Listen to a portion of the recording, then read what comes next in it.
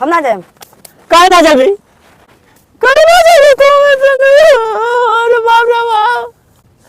तू हम बाल काहे ना चले, हम ना जाए। अरे बाप रे बाप। अरे चोरी चोरी घर का एटीएम उठा के दादा का एटीएम से पैसा निकाल के सब पैसा देले बनी, हमार पैसा वापस कर ना करो। ना तो हमरे संगे चल आ जा लुधियाना। ना जाए। हम तो कहते ना तो खुश रखो। हम कहते हैं ना जाए। काहे ना जाबी? बस ऐसे ना जाए। बरात लेके तब जाबी? हाँ हाँ हाँ।